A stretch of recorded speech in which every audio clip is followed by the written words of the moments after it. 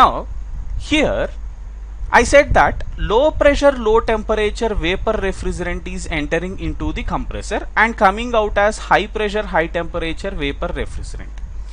See, there might be different cases of this vapor.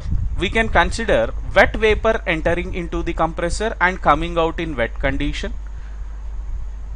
Then wet vapor entering the compressor and coming out in dry saturated condition, and dry saturated vapor entering and coming out in superheated condition. Like this we may come across different conditions. So let us see what are the different conditions that we come across here usually. Now the first case is wet refrigerant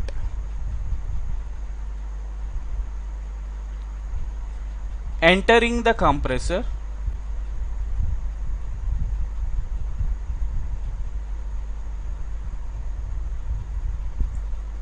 and leaving it in the wet condition. Now this is the first case that we need to come across. Now here let me draw two diagrams. One is the pressure specific enthalpy diagram, pH diagram.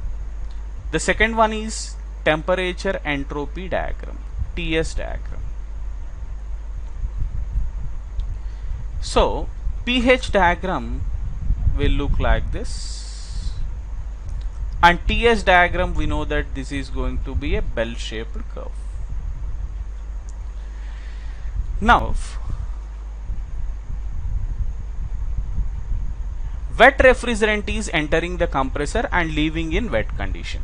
See, when wet refrigerant is entering into the compressor, it will be entering at lower pressure and lower temperature. So let us say point 1 is within this vapor dome and at lower pressure. Then here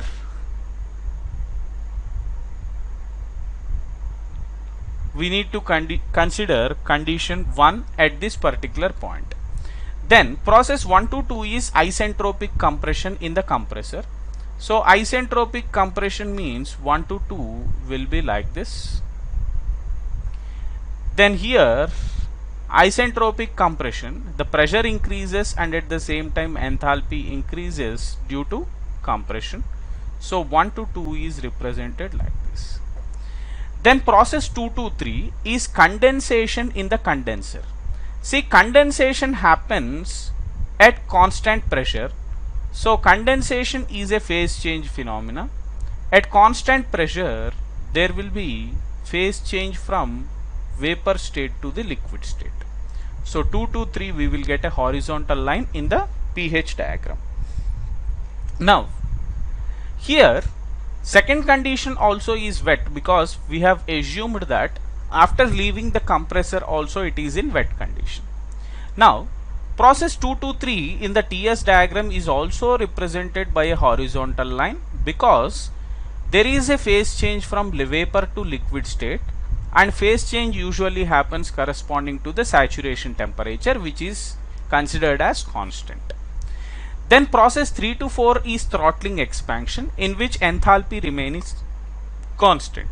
So this throttling expansion is represented as a dotted line here. The reason is that this throttling expansion is irreversible condition. So 3 to 4 should be represented as a dotted line. Then in the TS diagram, due to expansion there will be a drop in temperature, but there will be an increase in the entropy. So 3 to 4 you will get like this. Then process 4 to 1, at constant pressure vaporization takes place.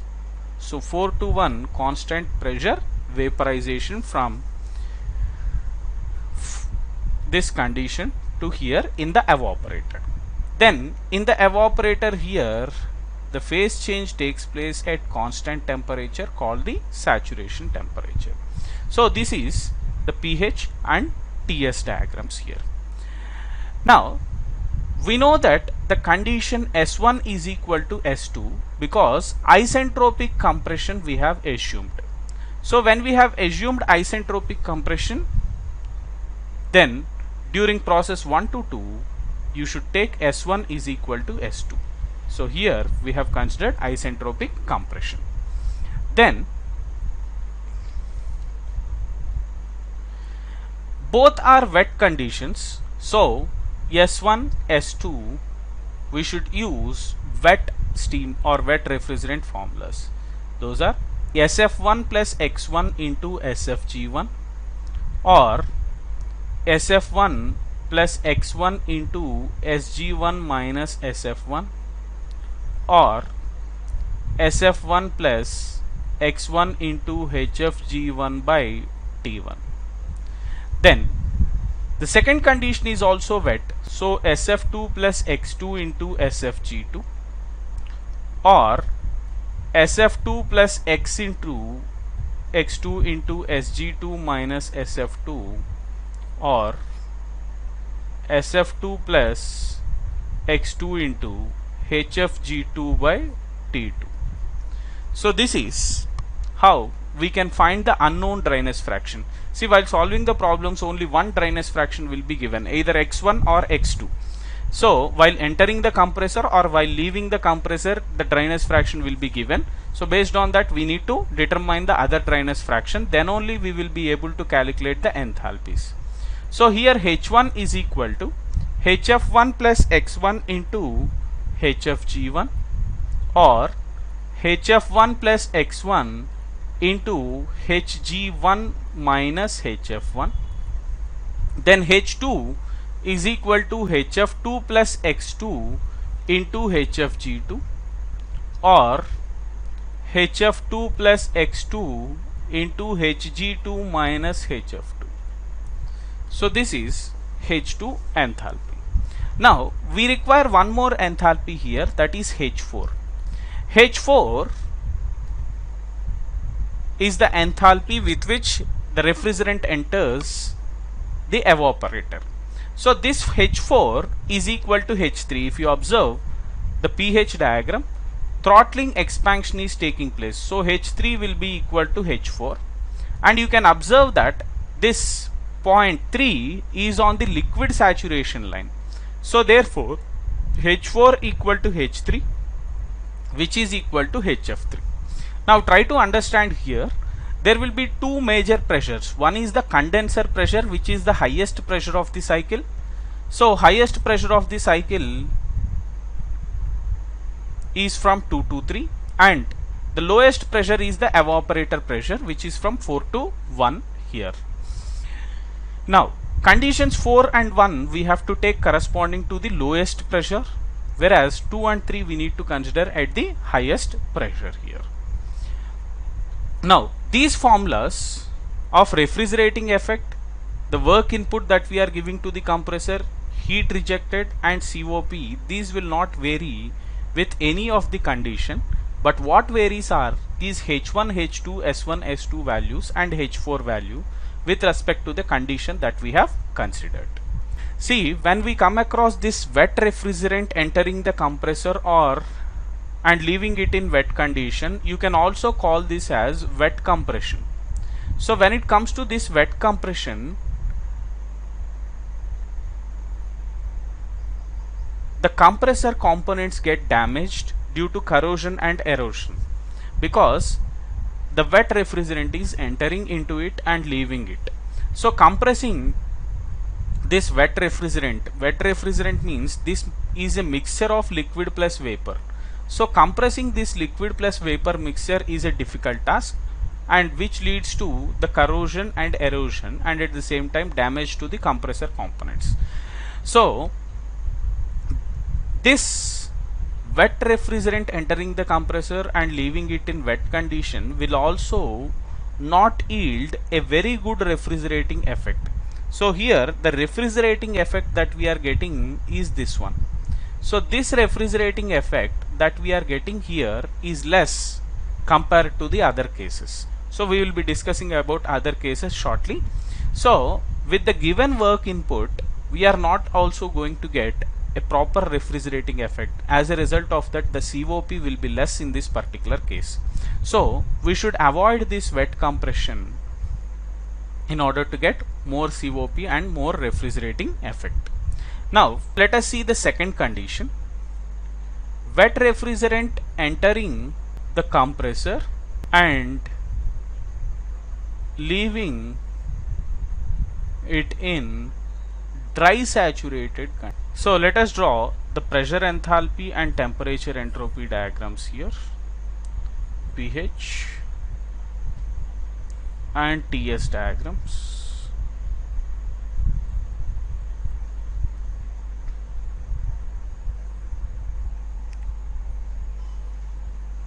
So pH and this is the TS diagram. Now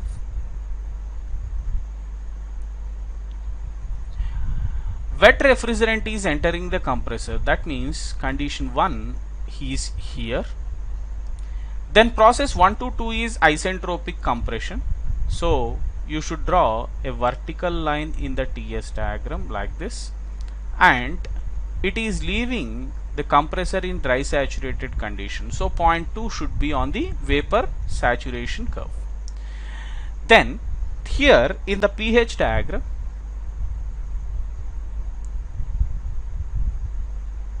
one to 2 process will be like this. Then process 2 to 3 is condensation at constant pressure. So from saturated vapor to saturated liquid condition, there will be heat rejection at constant pressure.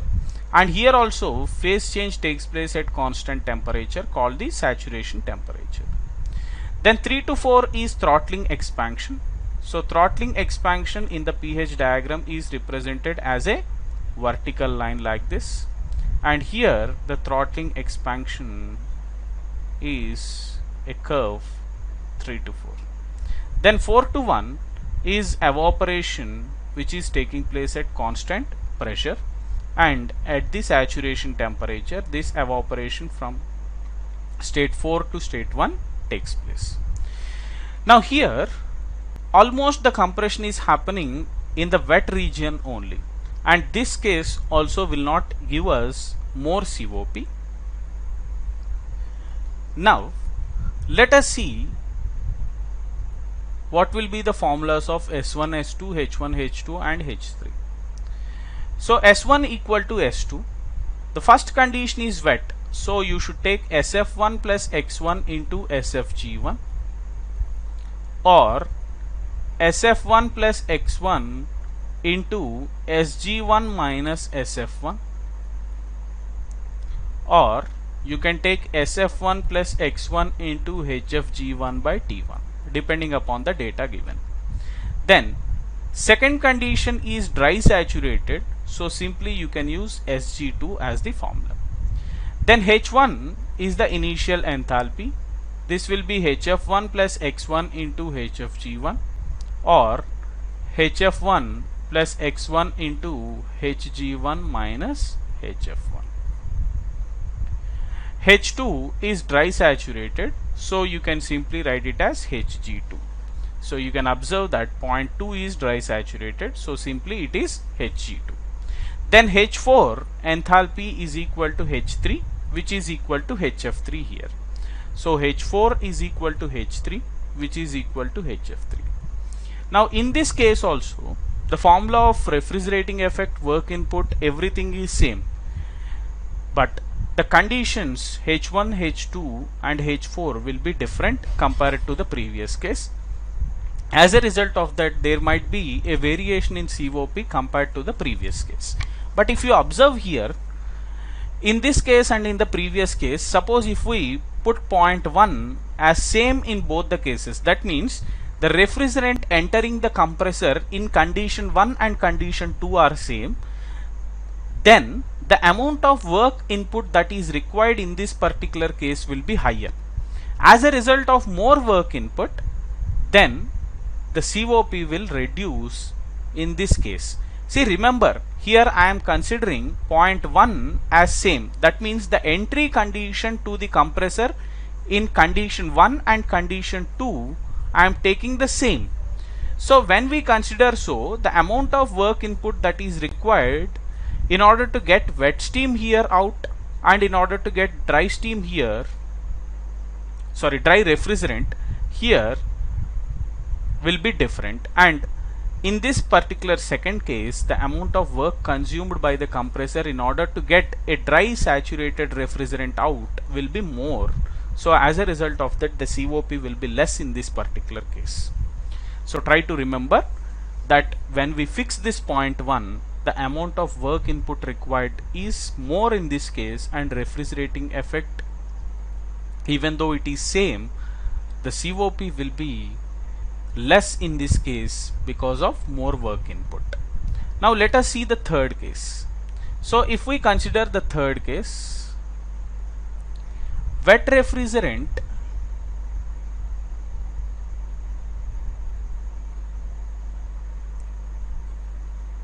entering the compressor and leaving it in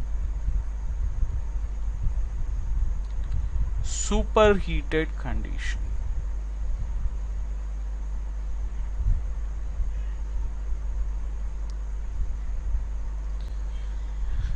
Now let us see pH and TS diagrams in this particular case. Pressure enthalpy and temperature entropy here.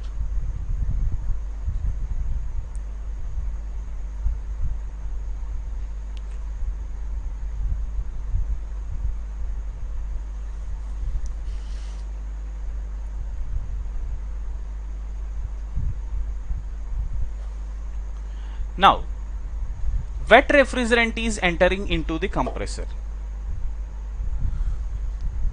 So wet refrigerant is entering into the compressor means point 1 is here and point 1 is here. Process 1 to 2 is isentropic compression. So after compression, this is reaching superheated state, superheated condition. So point 2 is here. Then here 1 to 2 is isentropic compression. The pressure increases and at the same time enthalpy increases during compression.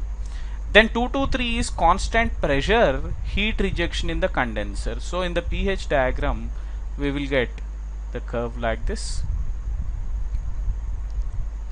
Then 2 to 3 is condensation.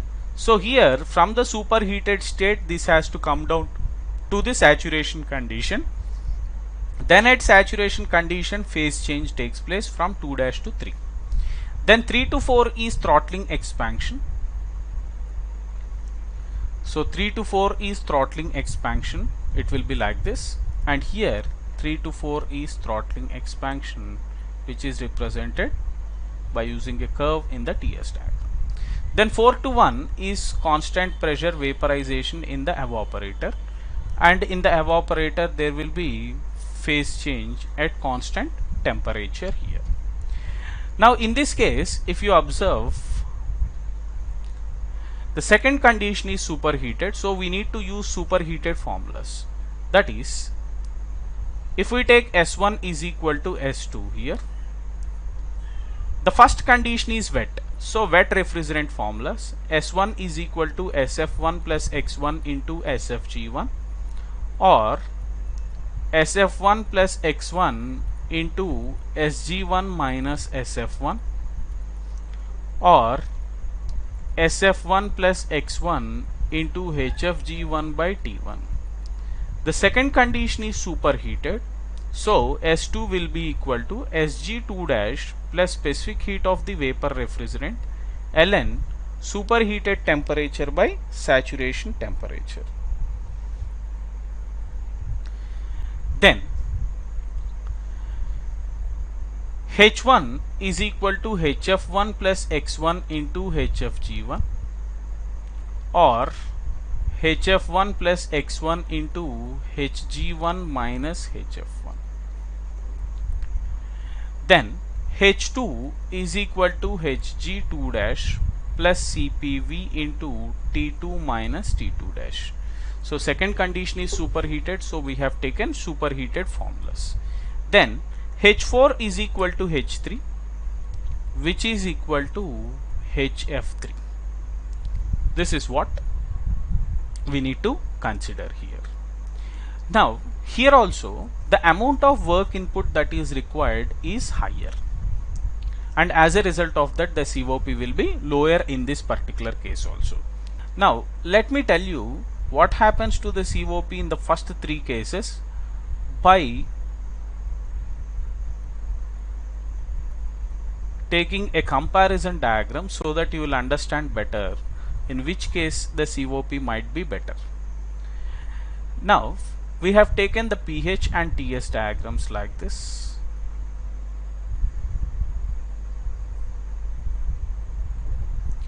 So the first case that we have considered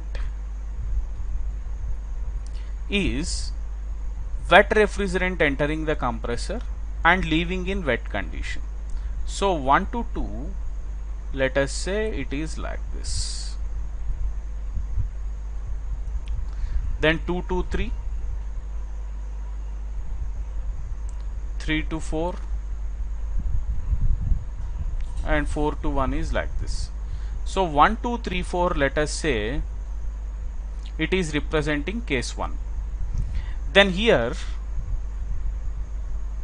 1, 1 to 2, 2 to 3, phase change, 3 to 4, throttling expansion, and 4 to 1 is like this. Now see, let me consider this entry condition is same in all the three cases. So if we consider entry condition same in all the three cases, then for the second case also, when dry saturated refrigerant is coming out, this condition also will remain same. So let us say this is 2 dash, and here 1 to 2 dash isentropic compression has to take place, and this should come out in the dry saturated state. Then 2 to 3 dash, this is 2 dash, this is 3 dash, this is phase change. Then here also it will be phase change that will be taking place, and 3 dash to 4 dash throttling expansion, and 4 dash to 1 will be like this. So this is condition 2. So here also you can draw like this, 4 dash to 1. Now let us draw the third case. So the third case is superheated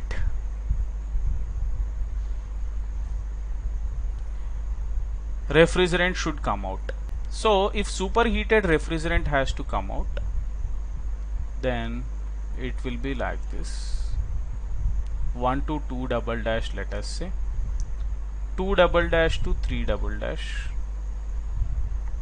3 double dash to 4 double dash, and 4 double dash to 1. So here if superheated refrigerant has to come out, it should come out from here, this is 2 double dash, then from here superheated to the saturation state, then phase change, then here the throttling expansion has to take place, and 4 double dash to 1 is the refrigerating effect. Now you observe this diagram carefully. If we are considering the same condition at which the refrigerant is coming out from the evaporator, this condition, you can observe that the amount of work that is required to get superheated refrigerant out is higher. So as work input that we are giving is higher, then the COP will be less in the third case. So COP in the first case will be greater than COP in the second case, than COP in the third case, when we have considered the same condition exit from the evaporator. Now here you can observe that the COP in condition 1 is more than COP in condition 2 than COP in condition 3, because we are considering here the same exit condition from the evaporator. So the amount of work required for superheated refrigerant to come out from the compressor is more. So therefore these three cases, as they are considering wet refrigerant entering into the compressor, there will be a serious problem with the damage of the compressor components. So that is reason we need to avoid these three conditions. Now let us go for the fourth condition. The fourth condition is dry saturated refrigerant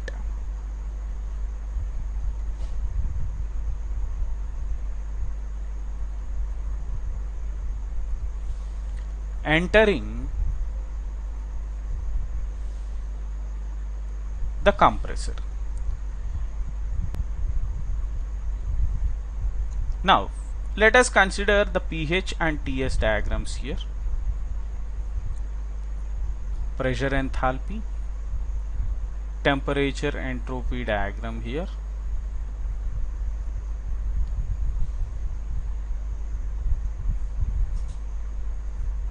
So pH diagram is like this. Now dry saturated refrigerant is entering into the compressor. So point 1 will be here. So here also point 1 is here. Then isentropic compression takes place. If you observe, if isentropic compression takes place, the second condition is obviously coming into the superheated state. So point 2 will be in the superheated region. So here also isentropic compression, the pressure rises, enthalpy increases. Then 2 to 3 is condensation at constant pressure. So there will be a phase change taking place at constant pressure. Then here from the superheated temperature, the temperature has to drop to saturated state, and at the saturated state phase change takes place at constant temperature or the saturation temperature. Then 3 to 4 is throttling expansion, and here 3 to 4 is throttling expansion. 4 to 1 is constant pressure vaporization, and here the vaporization takes place at a constant temperature called the saturation temperature. Now here also we need to consider S1 is equal to S2. The first condition is dry saturated, so S1 is simply equal to SG1. Second condition is superheated, so you should take SG2 dash plus CPV ln superheated temperature by saturation temperature. So superheated temperature is T2 and saturation temperature is T2 dash. Now here the enthalpies H1 is equal to Hg1 and H2 will be equal to Hg2 dash plus CPV into T2 minus T2 dash. So this is the formula that we need to remember.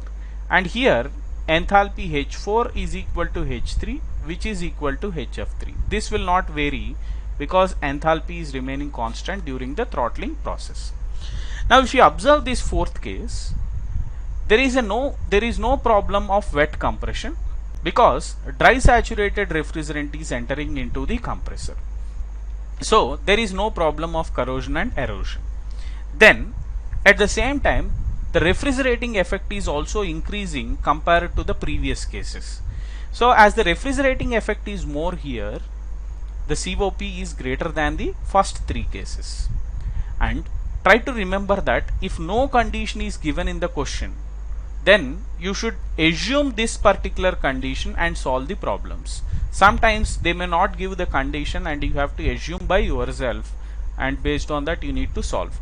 So at that point of time, remember that you should use this fourth condition and solve the problems.